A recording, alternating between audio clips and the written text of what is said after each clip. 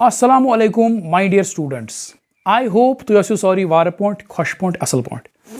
आज के वीडियो में हम स्टडी करेंगे गॉसेस लॉ। गॉसेस लॉ एक ऐसा टॉपिक है जो बहुत ही इंपॉर्टेंट है।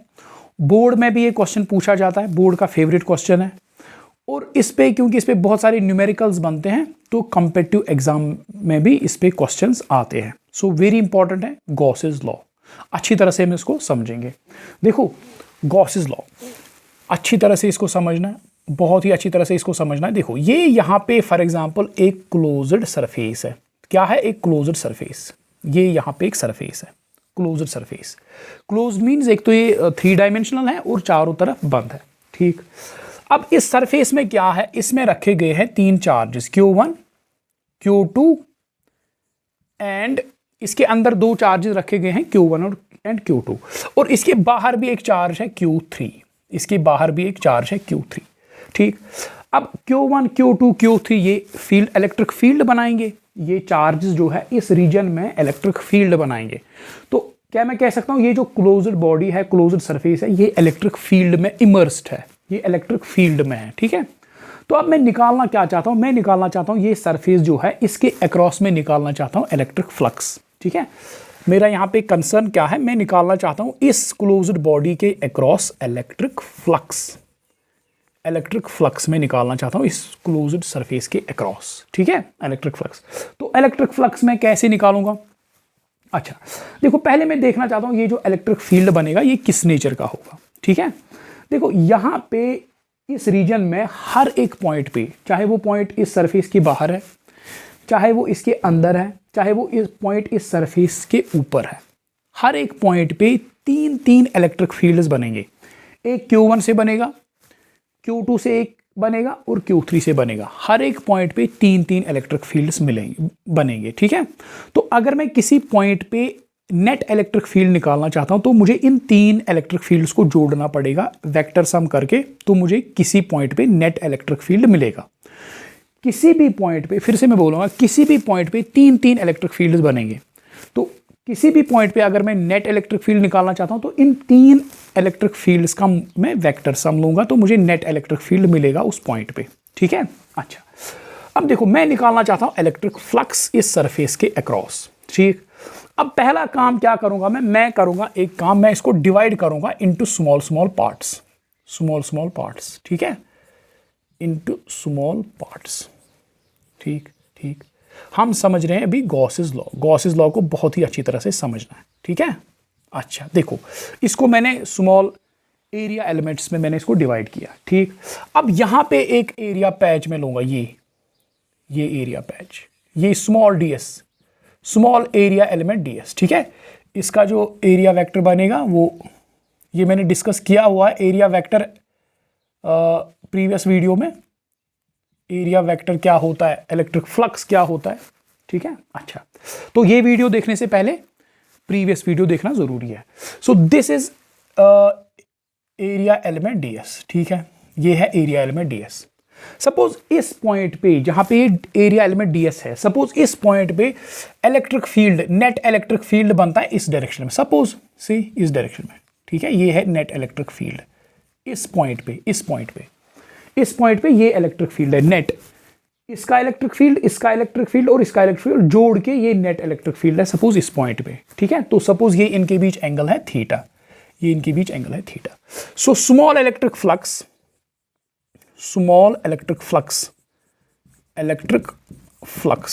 डी फाई किसके बराबर होगा? D phi is equal to E dot ds।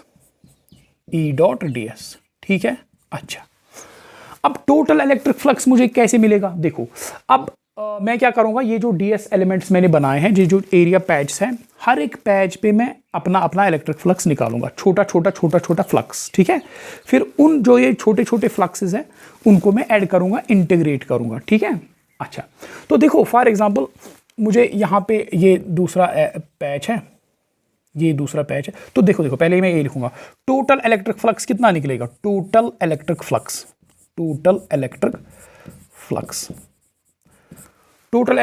किसके बराबर है? Total electric flux phi will be equal to, total electric flux phi will be equal to integrate closed integral E dot ds। E dot d s, ठीक है, it is equal to E dot d s, ठीक। अच्छा, तो flux मुझे मिलेगा, it is mathematical relation integration of E dot d s, ठीक है। तो मुझे टोटल इलेक्ट्रिक फ्लक्स मिलेगा अक्रॉस दिस सरफेस। अच्छा, अब देखो अब एक जर्मन मैथमेटिशियन है फ्रेडरिक गॉस। फ्रेडरिक गॉस ने क्या कहा? फ्रेडरिक गॉस ने कहा ये जो फ्लक्स है, electric flux, total electric flux across this closed surface, it is equal to, ये होता है बराबर, this is equal to Q in divide by epsilon naught, Q inside. अब ये क्यू इनसाइड क्या है? देखो, Q inside is equal to charge, Q inside is equal to charge within the surface, surface के अंदर charge कितना है, ठीक है। तो यहां पे इस केस में क्यू इनसाइड कितना है? इस केस में क्यू इनसाइड है, it is equal to Q1 plus Q2 यहां पे सरफेस के अंदर है, ठीक है। Q3 इसमें नहीं लेना है, ठीक है। So it is Q inside divide by epsilon naught is equal to, क्योंकि हम अभी वैक्यूम के लिए पढ़ रहे हैं या एयर के लिए, तो हम एप्सिलॉन नॉट लेंगे। Epsilon naught is equal to 8.85 into 10⁻⁻12, ठीक है, इंटू 10⁻⁻12, ठीक। तो गॉस लॉ क्या है? Gauss law says that the total electric flux across a closed surface is equal to, जो हम ये मैथमेटिकल रिलेशन है, is equal to Q inside divide by epsilon naught. इस क्लोज्ड सरफेस के अंदर चार्ज कितना है डिवाइड बाय एप्सिलॉन नॉट। हमें इंटीग्रेशन करने की जरूरत नहीं, ये एक शॉर्टकट है, गॉस लॉ एक शॉर्टकट है, ये ऐसे Q inside divide by, so electric flux is in short equal to, shortcut है Gauss law is equal to Q inside, इस सरफेस के अंदर चार्ज कितना है डिवाइड बाय एप्सिलॉन नॉट, ठीक है। इंटीग्रेशन करने की हमें जरूरत नहीं है, बस इतना देखो कि इस सरफेस के अंदर चार्ज कितना है, इनसाइड कितना चार्ज है डिवाइड बाय एप्सिलॉन नॉट, खत्म कहानी, ठीक है। ये है गॉस लॉ। सो गॉस लॉ का एक स्टेटमेंट लिखूंगा मैं यहां पे, the flux it says the flux of net electric field, the flux of net electric field across a closed surface is equal to the charge enclosed within the surface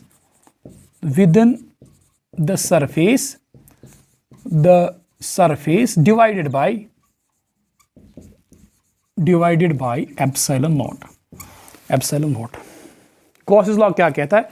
अगर एक closed surface है, उसके across हमें अगर flux निकालना है तो integration करने की हमें ज़रूरत नहीं है, हम डायरेक्टली इसको लिख सकते हैं, इस सरफेस के अंदर चार्ज कितना है, इसके इनसाइड कितना चार्ज है डिवाइड बाय एप्सिलॉन नॉट, कहानी खत्म, ठीक है। ये है गॉस लॉ।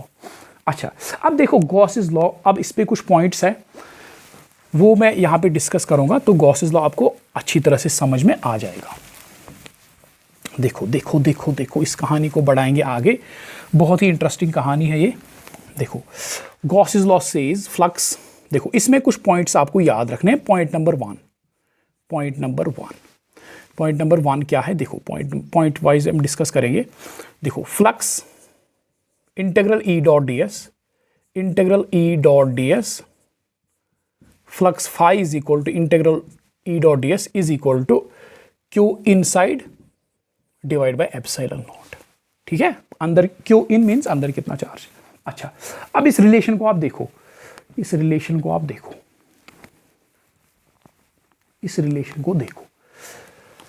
देखो ये जो यहाँ पे इस इंटीग्रल में E है, this the electric field E, ये यहाँ पे जो इलेक्ट्रिक फील्ड है इसमें, इस इंटीग्रल में, इज ड्यू टू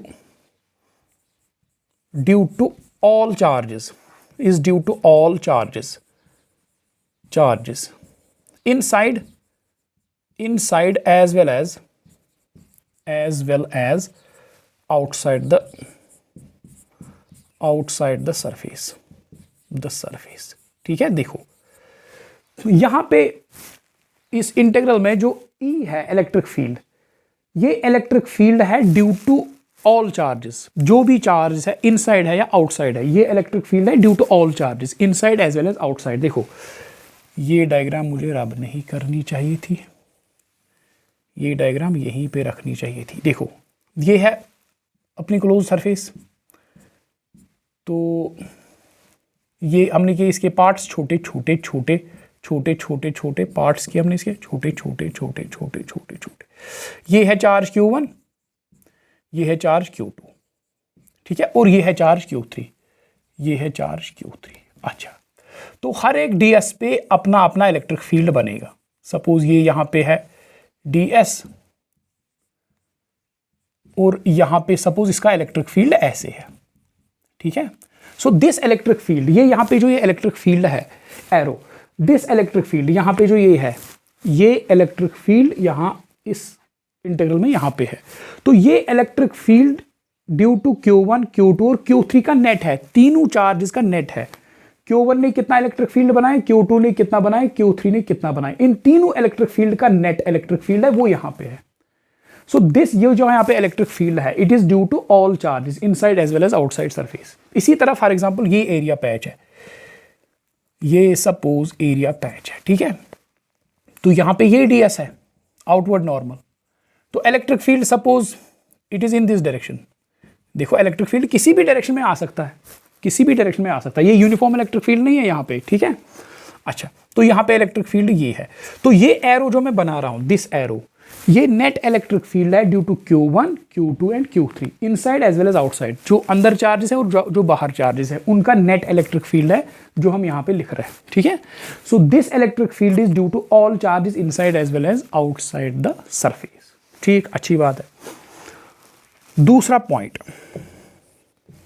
पॉइंट जो यहां पे चार्ज जो यहां पे है, जो यहां पे टर्म है Q in is charge inside the surface,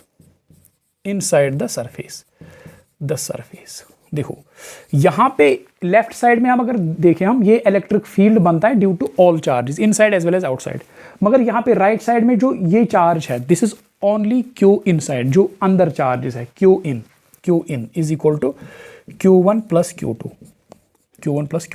so that means देखो flux is equal to flux is equal to Q in divide by epsilon naught. That means जो इस सरफेस के अक्रॉस इलेक्ट्रिक फ्लक्स है, उस flux में सिर्फ inside charges contribute करते हैं, और आउटसाइड चार्ज फ्लक्स में कोई कंट्रीब्यूशन नहीं है, आउटसाइड चार्जेस की इलेक्ट्रिक फ्लक्स बनाने में कोई कंट्रीब्यूशन नहीं है। सो आउटसाइड चार्जेस, यहां पे मैं लिखूंगा outside charges do not contribute to the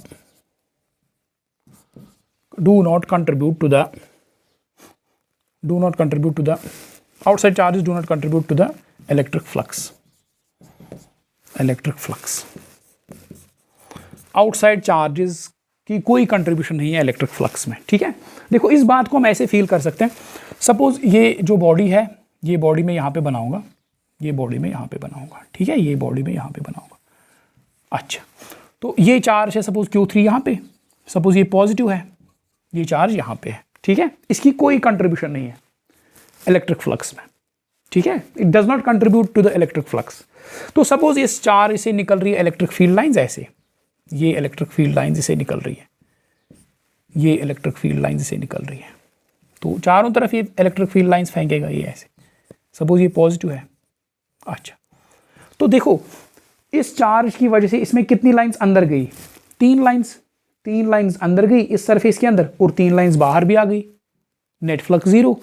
so that is why we say जो आउटसाइड चार्जेस है वो इलेक्ट्रिक फ्लक्स में कंट्रीब्यूट नहीं करते, क्योंकि देखो Q3 की कितनी लाइंस इस सरफेस के अंदर गई, तीन लाइंस अंदर गई सरफेस के अंदर, 3 लाइंस बाहर आई। सो इसकी वजह से Q3 की वजह से जो फ्लक्स बना वो 0 है। ठीक है, सो हमने क्या देखा इस रिलेशन में इलेक्ट्रिक फ्लक्स की रिलेशन में हमने लेफ्ट साइड में ये इलेक्ट्रिक फील्ड जो है ये तो तीनों का है, Q1 Q2 एंड Q3 तीनों का इलेक्ट्रिक फील्ड सम करके है। मगर जो राइट साइड में हम देखते हैं जो यहाँ पे चार्ज है, it is only inside charge, जो सरफेस के अंदर चार्ज है।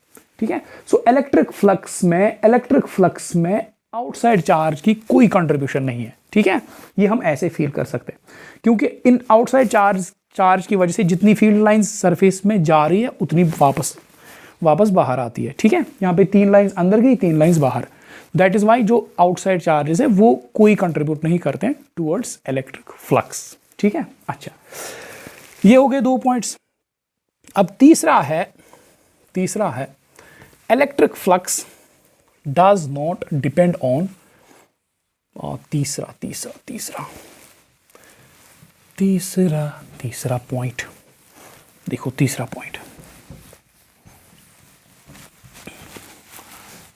पॉइंट में समझाऊंगा। तीसरा point, electric flux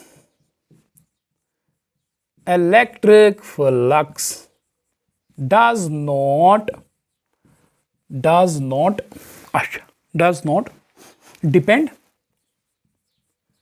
depend on size or shape of closed surface। देखो क्लोज्ड सरफेस आप याद रखो, क्लोज्ड सरफेस को हम गॉसियन सरफेस भी कहते हैं। कोई भी क्लोज्ड सरफेस जो 3 डायमेंशनल है और चारों तरफ बंद है, उस क्लोज्ड सरफेस को हम गॉसियन सरफेस भी कहते हैं। गॉसियन सरफेस, इसे डरना नहीं है, ये क्या भला है, ये सिंपली एक क्लोज्ड सरफेस है, गॉसियन सरफेस। अच्छा, electric flux does not depend on size और शेप ऑफ क्लोज्ड सरफेस। देखो फॉर एग्जांपल यहाँ पे एक क्यूब है। ठीक है, यहाँ पे एक क्यूब है, ऐसे ये क्यूब है। ठीक है, बहुत अच्छी बात है। अब इस क्यूब में रखा गया एक चार्ज, सपोज क्यू। तो इस क्यूब के ये क्यूब इलेक्ट्रिक फील्ड बनाएगा, इलेक्ट्रिक फील्ड लाइंस बाहर आ रही है, ऐसे बाहर आ रही है। तो इस क्यूब के अक्रॉस फ्लक्स बनेगा, इलेक्ट्रिक फ्लक्स बनेगा। ये इसकी इलेक्ट्रिक फील्ड लाइंस है, ये इलेक्ट्रिक फील्ड लाइंस फेंक रहा है बाहर, कुछ बाहर फेंक रहा है, कुछ बाहर फेंक रहा है। ठीक है, इलेक्ट्रिक फ्लक्स बाहर फेंक रहा है। ठीक है, इलेक्ट्रिक फील्ड लाइंस का फ्लो हो रहा है बाहर। तो ये जो क्यू इनसाइड है, तो इसके अक्रॉस फ्लक्स कितना आएगा, इस क्यूब के अक्रॉस, गॉसेस लॉ कहता है इंटीग्रेशन करने की जरूरत नहीं है। Don't go into that, integration करने की जरूरत नहीं है। जस्ट राइट क्यू, इसके अंदर चार्ज कितना है, डिवाइड बाय एप्सिलॉन नॉट, खत्म। सो इसके अक्रॉस फ्लक्स ये है। अब अगर इसी चार्ज को सपोज मैंने एक स्फीयर में रखा, इसी चार्ज को मैंने एक स्फीयर में रखा, ये मैंने इसको स्फीयर में रखा। ठीक है, तो ये लाइंस फेंकेगा, ये लाइंस बाहर फेंकेगा ये चार्ज। सो जितनी लाइंस इसने यहाँ पे फेंकी उतनी यहाँ पे भी फेंकेगा, इस स्फीयर में भी उतनी ही लाइंस फेंकेगा।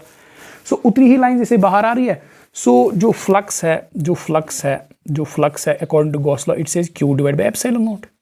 सो इसमें शेप का तो अमल दखल ही नहीं है। चाहे आप क्यूब ले लो, चाहे आप इस चार्ज को स्फीयर में रखो, electric flux will be same according to Gauss law, क्योंकि यहाँ पे तो शेप का कोई जिक्र ही नहीं है।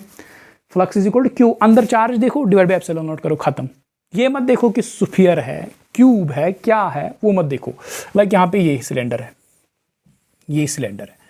यहाँ पे ये चार्ज रखा गया है, तो इसके अक्रॉस फ्लक्स कितना आएगा, गॉस कहता है Q divide by epsilon naught. ये ऐसे भी फील करो, ये क्यू जो है ये बाहर इलेक्ट्रिक फील्ड लाइंस फेंक रहा है, सपोज इसने ये 10 इलेक्ट्रिक फील्ड लाइंस फेंक रहा है, यहाँ पे भी ये 10 इलेक्ट्रिक फील्ड लाइन फेंकेगा, यहाँ पे भी 10 और यहाँ पे भी 10। ठीक है, फ्लक्स यहाँ पे भी उतना, यहाँ पे भी उतना, यहाँ पे भी उतना। ठीक है, अच्छा, सो electric flux does not depend on size और शेप। देखो ये शेप ऐसे भी हो सकती है, इरेगुलर, तो यहाँ पे भी ये 10 लाइंस ही फेंकेगा, तो electric flux across this will be equal to phi is equal to Q divide by epsilon naught. कोई टेंशन ही नहीं है। ठीक है, शेप डज नॉट मैटर। इसी तरह साइज भी मैटर नहीं करता है। सपोज ये स्फीयर यहाँ पे छोटा है, अब मैं बड़ा स्फीयर बनाऊंगा, ये देखो अब बड़ा स्फीयर मैंने बनाया, तो इसके अंदर चार्ज कितना है, क्यू, तो गॉसेस लॉ कहता है कि इस सरफेस के अक्रॉस, ये जो बड़ा स्फीयर मैंने बनाया, इसके अक्रॉस फ्लक्स कितना होगा, अब भी Q divide by epsilon naught, Q divide by epsilon not. इसके अंदर चार्ज देखो डिवाइड बाय एप्सिलॉन नॉट। इसमें तो ये रेडियस का जिक्र ही नहीं है, स्फीयर कितना बड़ा है, छोटा है या बड़ा है, ठीक है। Flux phi is equal to q divided by epsilon. So electric flux does not depend on size or shape of the body. ठीक है, तो यहाँ पे इसको ऐसे भी फील कर सकते हैं। तो यहाँ पे इसने कितनी लाइंस फेंकी, इस चार्ज ने अगर छोटे स्फीयर में है कितनी लाइंस फेंकी, सपोज 1 2 3 4 5 6 7 लाइंस फेंकी, तो यहाँ पे भी 7 लाइंस ही फेंकेगा अगर बड़े स्फीयर में रखेंगे। ये तो उतना ही बाहर फेंक रहा है जितना छोटे स्फीयर में फेंकेगा बाहर, उतना ही बड़े स्फीयर में भी लाइंस बाहर फेंकेगा। 1 2 3 4 5 6 and 7. Electric flux does not depend on size or shape of the body. ठीक है, अच्छा अब चौथा पॉइंट है, देखो पॉइंट नंबर 4, पॉइंट नंबर 4 देखो पॉइंट नंबर 4 कहता है पॉइंट नंबर 4 आप याद रखोगे, electric flux does not depend on the location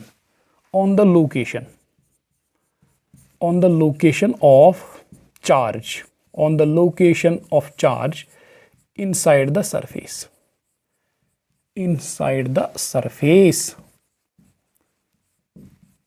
देखो सरफेस के अंदर चार्ज कहां पे रखा गया है, सपोज ये एक स्फीयर है, ठीक है, सपोज ये एक स्फीयर है, चार्ज अगर बीच में रखा गया सेंटर पे, तो इसके अक्रॉस फ्लक्स कितना आएगा, flux phi is equal to Q divide by epsilon not.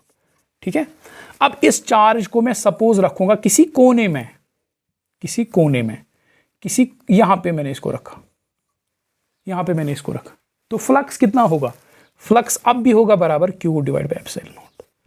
कहीं पे भी रखो, यहां पे भी रखो, सो चार्ज को सरफेस के अंदर कहीं किसी कोने में छुपा के रखो, सेंटर पे रखो, electric flux will be same, that is equal to Q divide by epsilon not.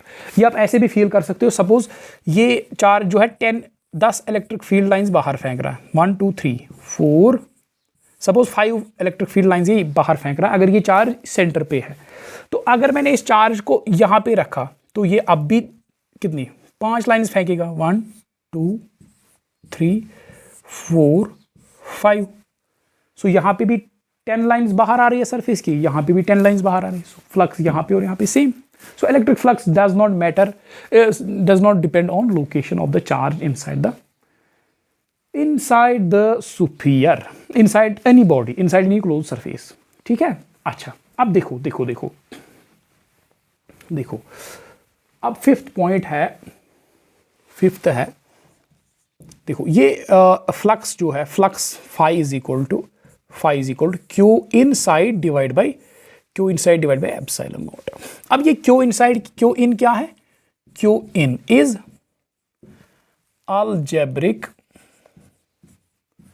algebraic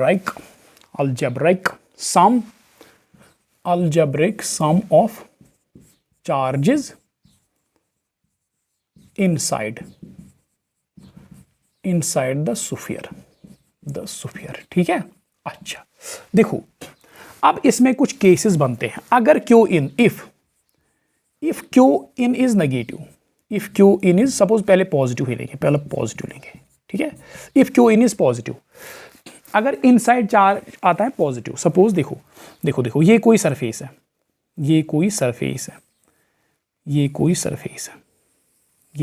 suppose इसमें चार्ज है Q1 is equal to suppose 2 microcoulomb and Q2 is equal to suppose 1 microcoulomb, या Q2 is equal to ऐसे लिखेंगे -1 microcoulomb. ठीक है, अच्छा तो इसके लिए क्यू इन कितना रहेगा, क्यू इन कितना आएगा,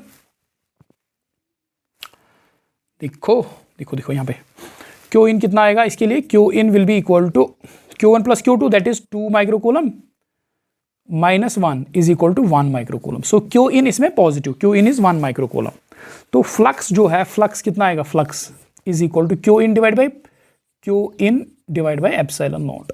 सो ये पॉजिटिव आएगा क्योंकि क्यू इन पॉजिटिव है, तो ये एक पॉजिटिव क्वांटिटी आएगी। सो फ्लक्स है पॉजिटिव। सो इसके लिए इस सरफेस के अक्रॉस हम कहेंगे फ्लक्स पॉजिटिव है।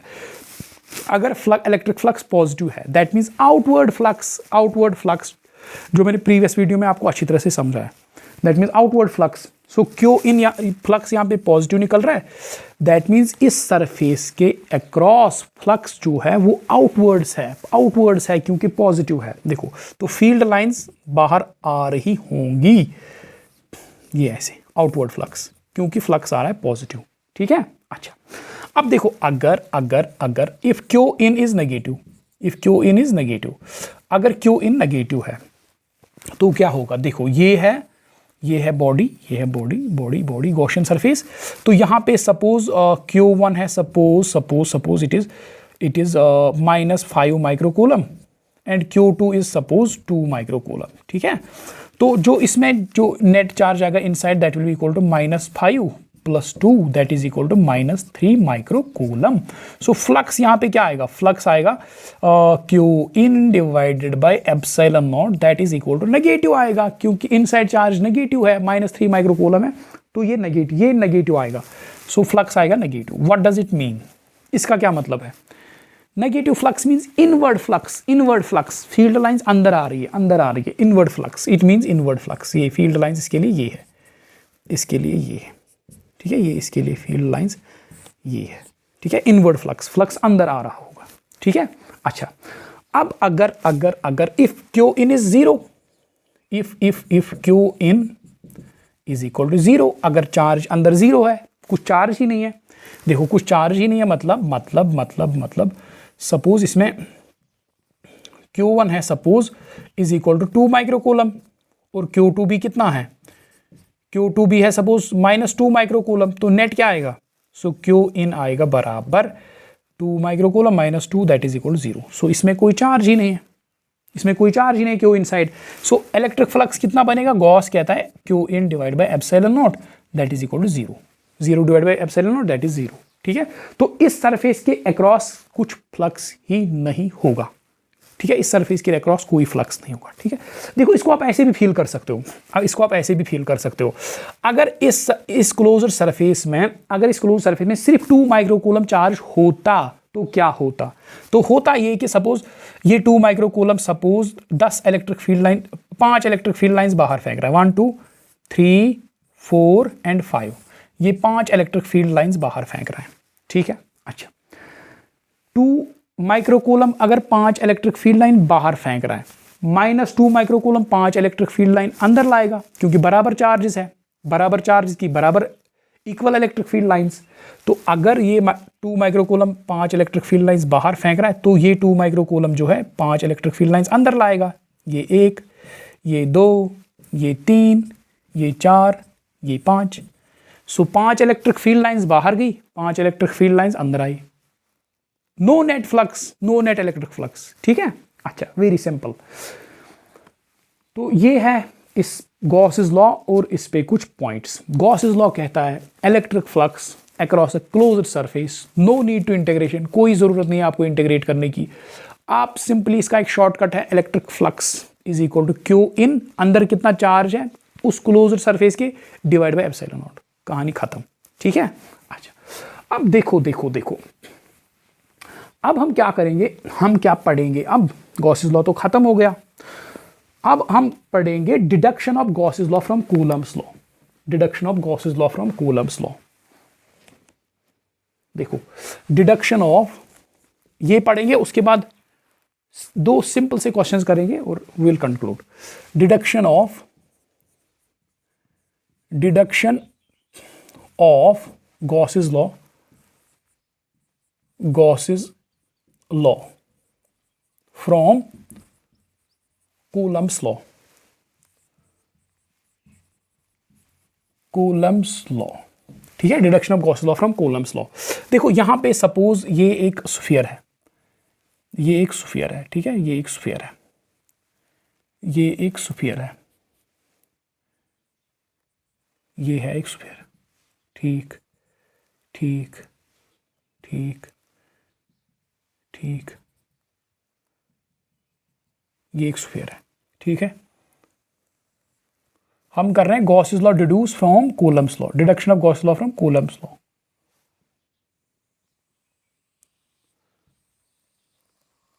ये एक स्फीयर, तो यहां पे सपोज एक चार्ज है, इसके सेंटर पे एक चार्ज है Q, इसके सेंटर पे एक चार्ज है Q, और इसका रेडियस है सपोज इसका रेडियस है R, इसका रेडियस कितना है R, इसका रेडियस है R, ठीक है।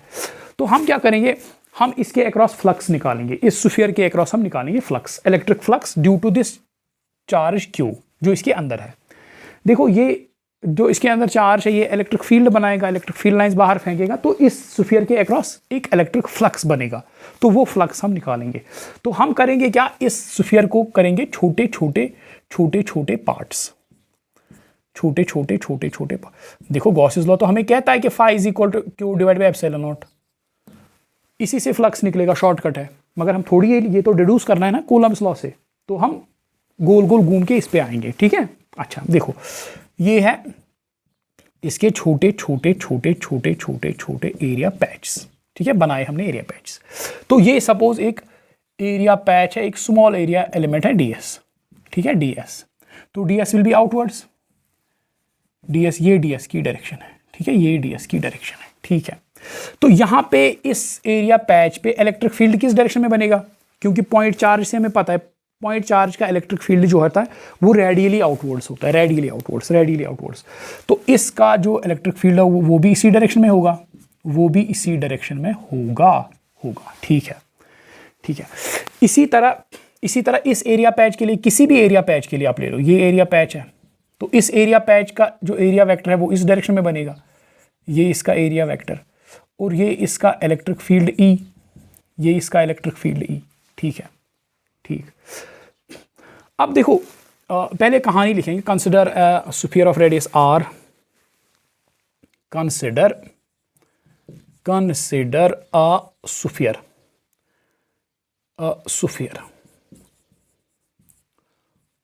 Of radius, consider a charge Q, consider a charge Q at the center of sphere, of radius R, जिसका रेडियस है R, ठीक है। अच्छा ना देखो, जिसका रेडियस है R, electric flux, small electric flux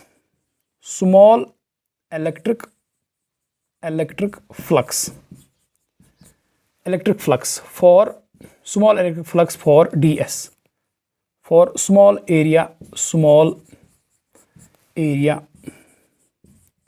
ds is शाबाश d phi is equal to हाँ शाबाश E dot ds, ठीक है, small electric flux across this small area patch, it will be equal to E ds cos theta.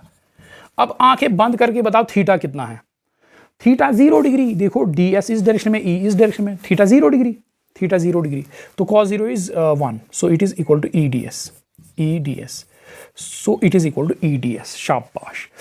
अब देखो अच्छा, electric field according to Coulomb's law,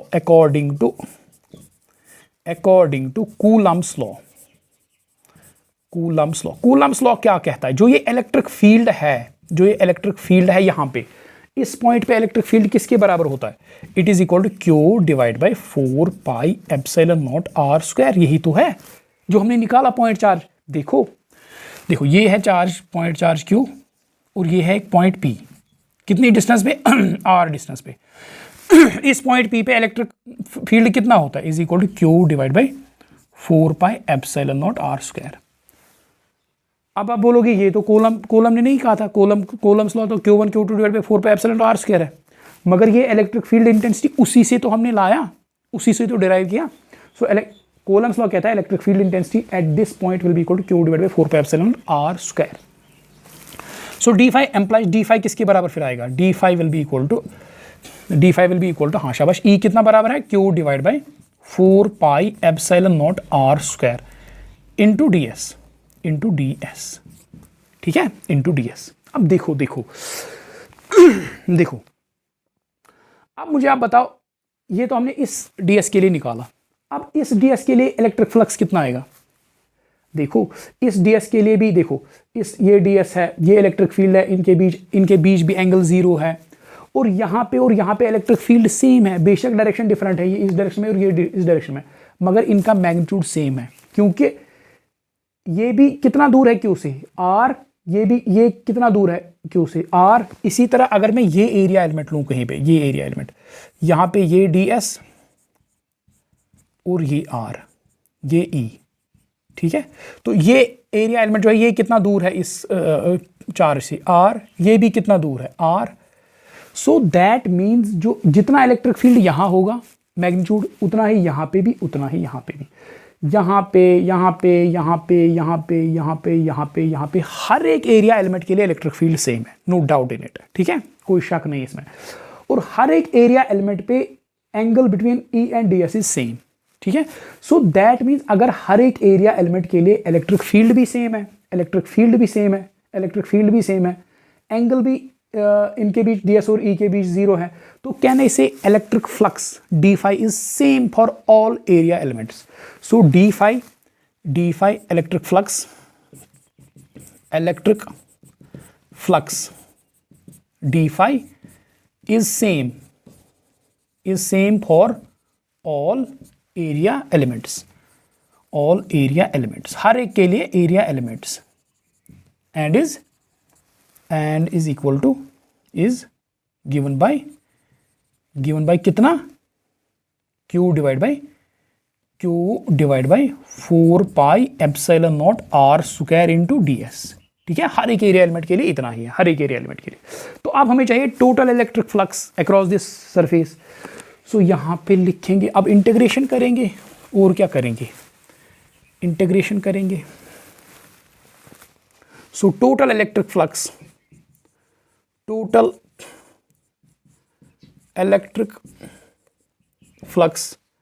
across the sphere phi is equal to,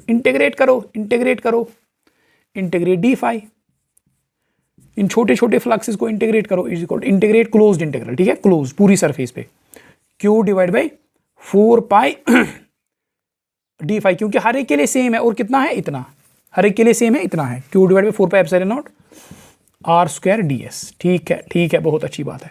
so it is equal to implies phi is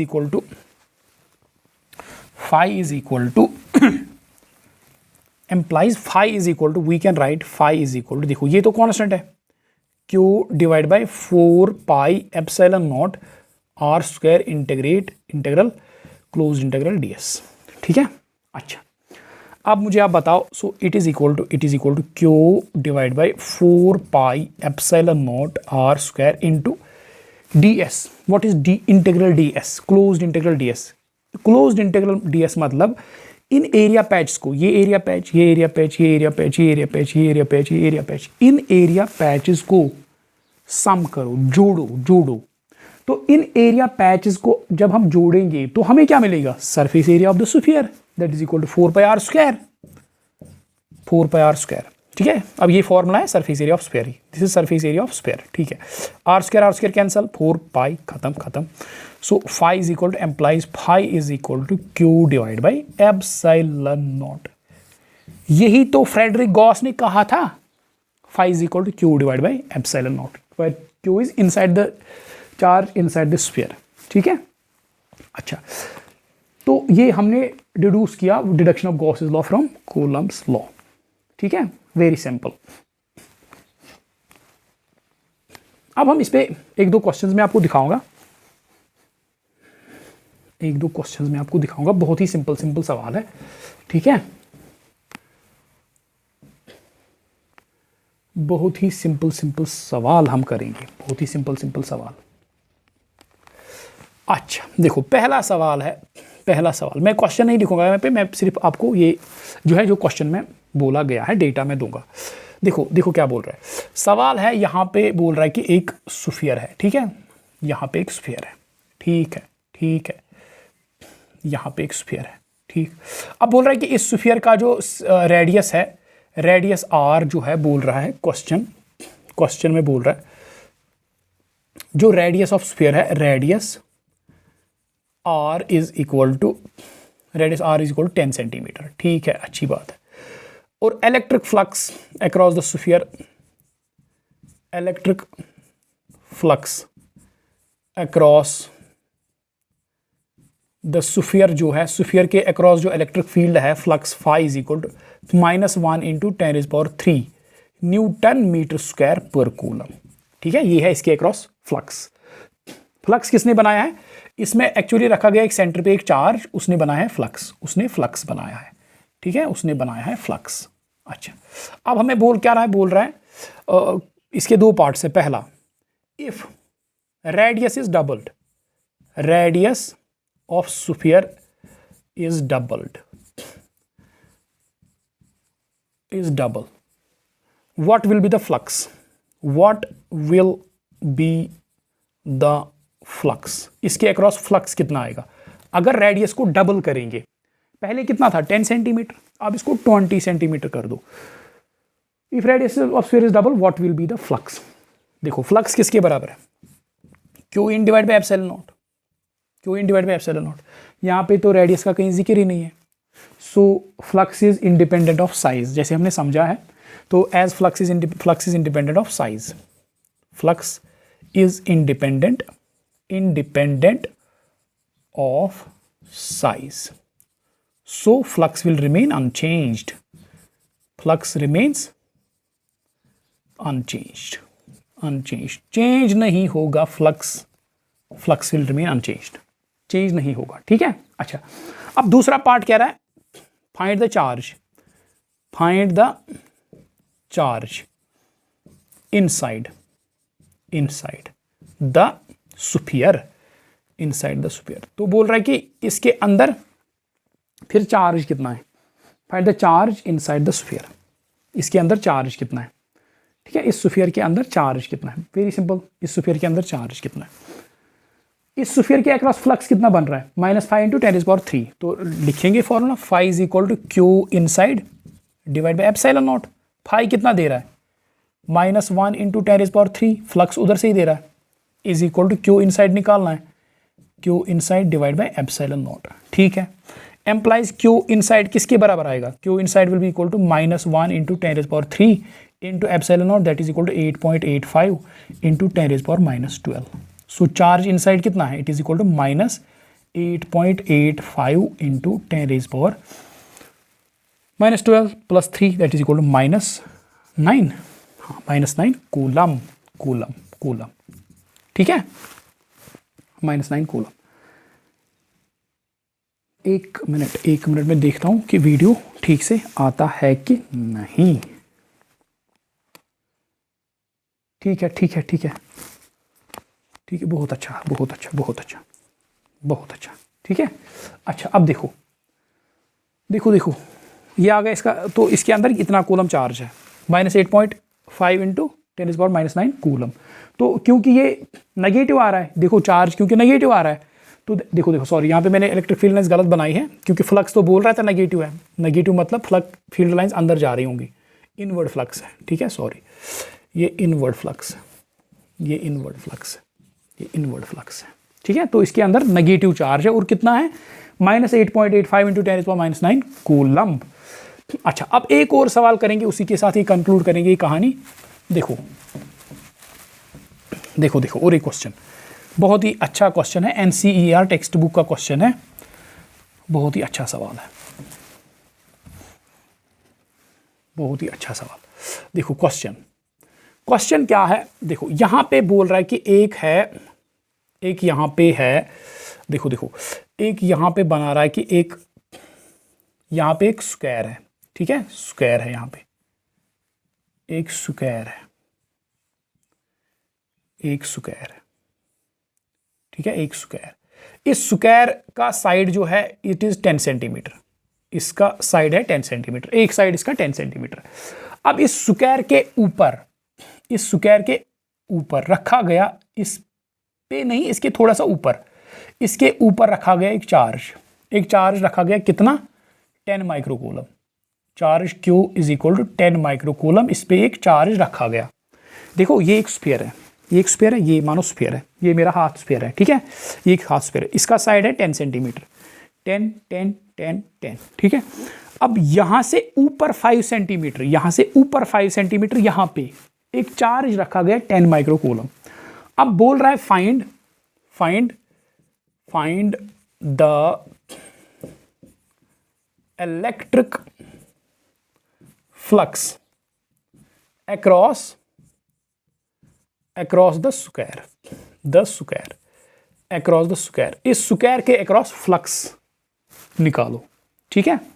क्योंकि ये charge जो यहां पे रखा गया है ये अपना इलेक्ट्रिक फील्ड बनाएगा, फील्ड लाइंस बाहर फेंकेगा, तो ये अपना इलेक्ट्रिक फील्ड बनाएगा। ये देखो, ये इसका इलेक्ट्रिक फील्ड है सपोज, ये देखो अच्छी तरह से समझो, बहुत ही अच्छा सवाल है। ये इसका इलेक्ट्रिक फील्ड है सपोज, ये इसका इलेक्ट्रिक फील्ड है, ठीक है। तो ये प्लेट जो है जिसपे ये प्लेट जो है, इसके अक्रॉस भी इलेक्ट्रिक फील्ड लाइंस क्रॉस करेंगी, तो इस प्लेट के अक्रॉस इलेक्ट्रिक फ्लक्स बन रहा है, वही इलेक्ट्रिक फ्लक्स हमें निकालना, ठीक है। तो हम क्या करेंगे, हम यहाँ पे गॉसेस लॉ अप्लाई करके इस प्लेट के अक्रॉस इलेक्ट्रिक फ्लक्स निकालेंगे। मगर गॉसेस लॉ तो क्लोज्ड सरफेस के लिए है, ये तो एक स्क्वायर है, तो गॉसेस लॉ यहाँ पे कैसे अप्लाई करेंगे वो हमें सीखना है, ठीक है। देखो हम क्या करेंगे, हम यहाँ पे बनाएंगे एक इमेजिनरी क्यूब। हम यहाँ पे बनाएंगे एक इमेजिनरी क्यूब। उस समय तक बनाऊँ तो ये ऐसे, ये ऐसे, ये ऐसे, ये ऐसे, ये ऐसे, ये ऐसे, ये ऐसे, ये ऐसे, ठीक है। तो इस चार्ज के अराउंड, देखो इस चार्ज के अराउंड मैंने बनाया एक क्यूब, एक इमेजिनरी क्यूब। हमें दिया क्या गया, एक स्क्वायर क्यूब नहीं दिया गया था। तो मैं एक इमेजिनरी क्यूब इसके अराउंड कंस्ट्रक्ट करूंगा। इस चार्ज, देखो ये स्क्वायर बेस मान के, ये चार्ज सेंटर मान के जो इस पे रखा था, ये चार्ज सेंटर मान के इस स्क्वायर पे मैं एक इमेजिनरी क्यूब कंस्ट्रक्ट करूंगा, ठीक है। नाउ क्या मैं कह सकता हूं, जो ये चार्ज है ये एक क्यूब में है, ये एक इमेजिनरी क्यूब में है, ठीक है।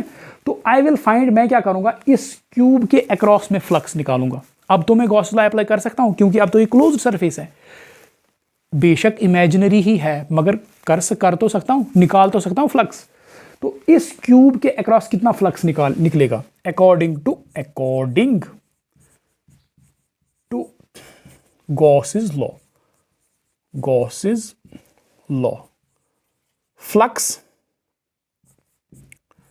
Flux across the cube, the imaginary लिखूंगा यहां पे, imaginary cube will be equal to phi will be equal to Q divided by epsilon naught, ठीक है।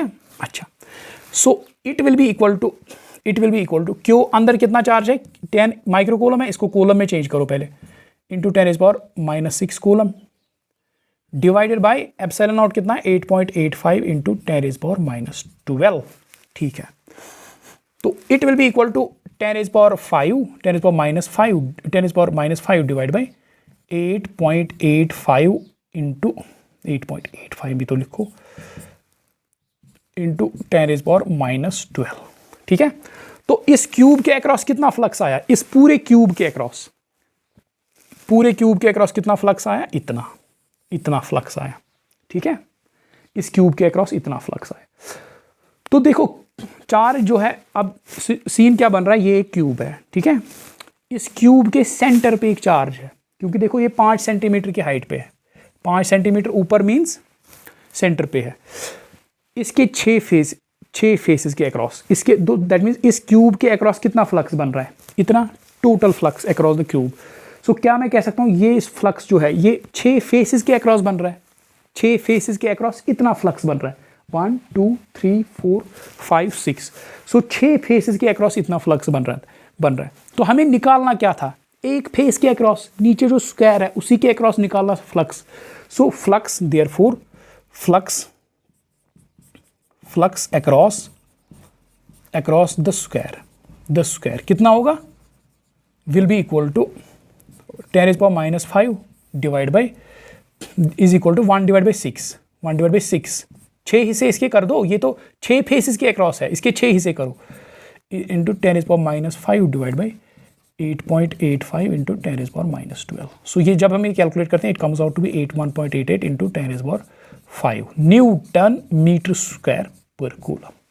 तो इस स्क्वायर के अक्रॉस कितना फ्लक्स बनेगा, 1.88 into 10⁻5 newton metre square per coulomb. तो ये आज हमने पढ़ा गॉसेस लॉ और इस पे एक दो क्वेश्चंस। तो आई होप ये आपको बहुत ही अच्छी तरह से समझ में आ गया होगा। Thank you very much.